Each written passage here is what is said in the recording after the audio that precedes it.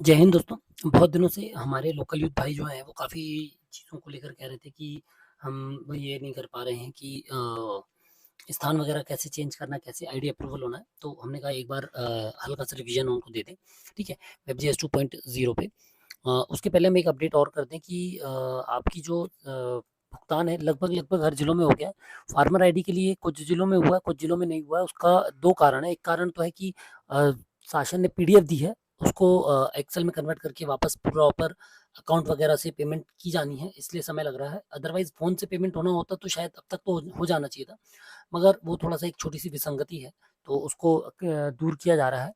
रबी और जायद के बिल्स भी लगना शुरू हो गए हैं काफ़ी जिलों में, है ना। बस डेटा सत्यापन जैसे जैसे होता जाएगा आपकी पेमेंट उसकी भी लगती जाएगी। तो ये मान के चलिए कि जैसे ही आपका इस बार का खरीफ का काम होगा तो हो सकता है आपका जो खरीफ का पेमेंट है वो आपको अक्टूबर नवंबर में ही मिल जाए, या और जल्दी मिल सकता है। वो बजट और बिल के ऊपर डिपेंड करेंगे। बाकी फिर भी इस बार जल्दी प्रोसेस होगी। जो इस बार एक साल लग गया लगभग पूरा जो सीजन है कंप्लीट करने में, इस बार संभावना है कि जल्दी हो जाएगा। ठीक है, तो चलिए हम आगे बढ़ते हैं। हम आज इस पे बात कर रहे हैं 2.0 के जो हमारा लोकल यूथ है ये इस तरीके से, है ना। इस तरीके का एक फॉर्म है जिसपे हमको पूरा फॉर्म भर लीजिए आप। तो हम एक बार हल्का सा पंजीयन से ही बताएंगे ताकि आपको आसानी हो।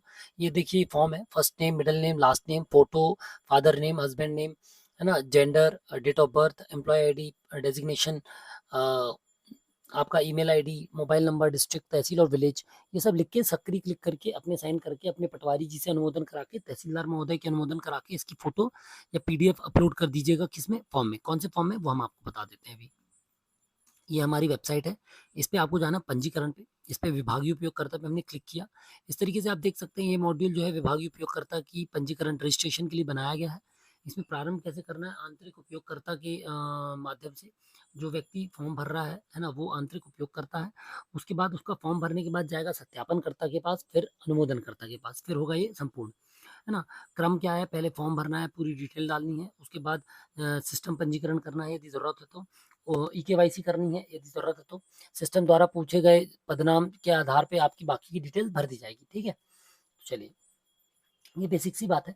इसमें सत्यापन और अनुमोदन करना। तो सत्यापन इसमें कौन है? पटवारी जी हैं। और अनुमोदन करता कौन है? तहसीलदार महोदय। पदनाम में गए, हमने सबसे पहले सबसे जो लास्ट में आपका दिया हुआ लोकल यूथ, वो सिलेक्ट कर लिया, या आप टाइप भी कर सकते थे। टाइप किया, आधार ई-केवाईसी कर लेंगे आधार नंबर डाल के, है ना। फिर यहाँ पर प्रथम नाम में हम अपना नाम डाल देंगे।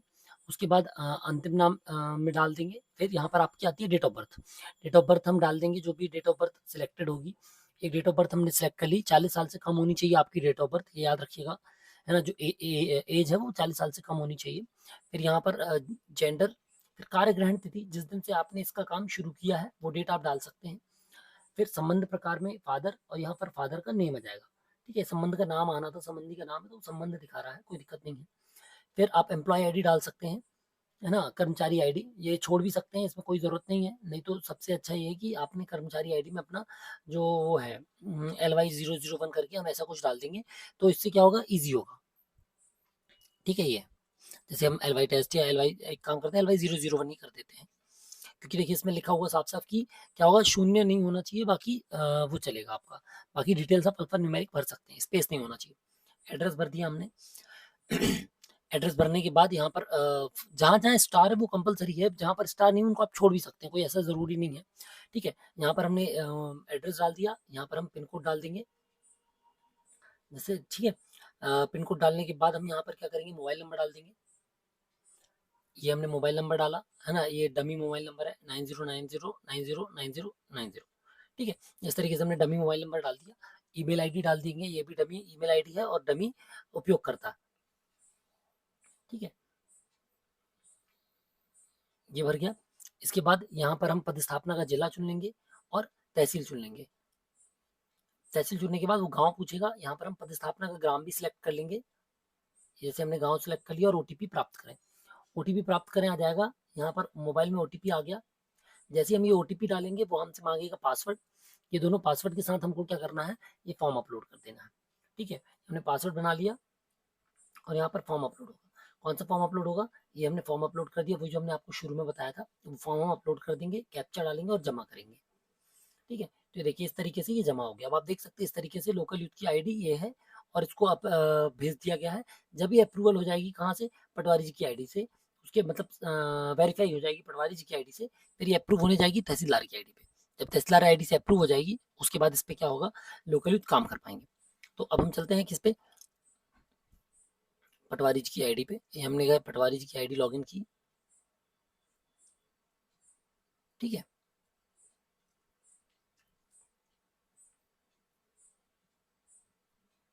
ये आ गई। अब यहाँ पर आप देखेंगे तो ये उपयोगकर्ता प्रबंधन का ऑप्शन है और यहाँ पर लिखा हुआ उपयोगकर्ता सत्यापन। जैसे ही अभी हम इसको सत्यापन कर देंगे यहाँ से ये हट जाता है, ठीक है।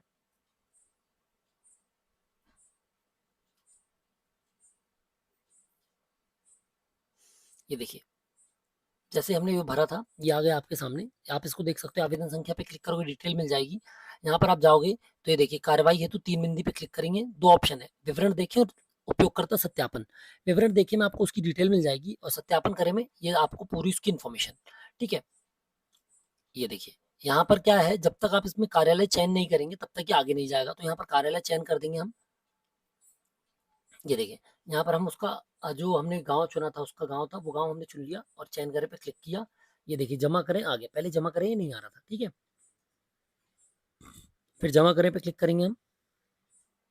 ये यहाँ पे क्लिक कर दिया हमने, ठीक है। और ये इसकी आईडी यहाँ से अप्रूव हो गई। अब अनुमोदन लंबित दिखा रहा है, ठीक है। तो इस तरीके से आपने देख लिया क्या है कि अपन ने इसका वो कर दिया,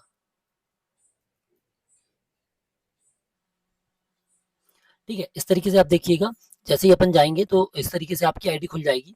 यहाँ पर अनुमोदन करता में जाएंगे, वहां पर हम कार्रवाई पे क्लिक करेंगे और ये देखिए कार्रवाई पे क्लिक करने के बाद 3 ऑप्शन आते हैं। कार्यवाही मतलब अनुमोदन करें, अनुमोदन कर देंगे। तब हमको मान लीजिए इसका हल्का बदलना है या ग्राम बदलना है, तो जैसे पटवारी जी की आईडी में अब उसकी आईडी में 3 ऑप्शन आएंगे। लोकल यूथ की आईडी पे जब जाएंगे वो और प्रभार अद्यतन पे क्लिक करेंगे तो वहां पर 3 ऑप्शन आते हैं। कौन कौन से, कार्यालय अद्यतन करें, कार्यालय हटाएं और कार्यालय विवरण देखें। हमने अद्यतन पे क्लिक किया, ठीक है। ये देखिए पहले विवरण देखिए तो अभी एक गांव दिख रहा है और हमारा अद्यतन अभी कुछ नहीं है, ठीक है। अब हम क्या करेंगे, यहाँ पर हम क्या कर रहे हैं, उनको अद्यतन कर रहे हैं। तो हमने अद्यतन करके इसी हल्के के और जो गांव है बाकी के 2 गांव वो भी हमने ऐड कर दिए, चयन करके ये चयन करें, ठीक है। तो अब आप देखेंगे ये आ गया, है ना। और इस पे हम वही वाला फॉर्म सबमिट कर देंगे जो हमारा पुराना फॉर्म दिया हुआ था, है ना। हमने जो पहले फॉर्म रजिस्ट्रेशन फॉर्म देखा था वो हम फॉर्म यहाँ पर अपलोड कर देंगे और सबमिट कर देंगे यहाँ पर क्लिक करके। अभी फॉर्म अपलोड नहीं किया इसलिए जमा करें हाईलाइट नहीं है ना। अब विवरण देखिए फिर से की, तो ये देखिए विवरण देखिए में आप देख सकते हैं पहले एक गांव था अभी 3 गांव है, ठीक है। अब हटाना है मान लीजिए हमको, तो हटाए पे क्लिक करेंगे, वो हट गया। अब आप विवरण देखिए पे क्लिक करेंगे, ये देखिए। तो विवरण देखिए में पहले ये वाला गांव था, अभी ये दोनों गांव है, दोनों अलग गांव है ना, उसी में सेम गांव नहीं है।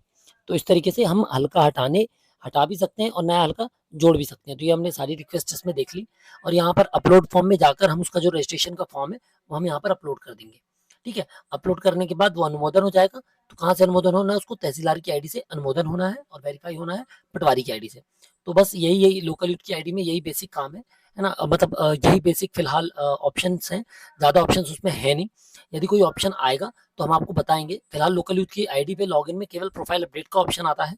यदि वो मोबाइल नंबर वगैरह बदलना चाहे तो बदल सकता है ना। और रही बात इसकी दूरी की, तो दूरी के लिए वर्तमान मौसम के हिसाब से प्रस्ताव आप लोगों का भेजा गया है ना, कि जो खसरे से दूरी है वो 100 मीटर तक की जाए, लेकिन वो करना नहीं करना शासन पर निर्भर करता है। वरना हम लोग तो चाहते थे कि इस मौसम में खसरों की दूरी के हिसाब से 100 मीटर या जो भी और 100-150 तक किया जा सके वो करना चाहिए।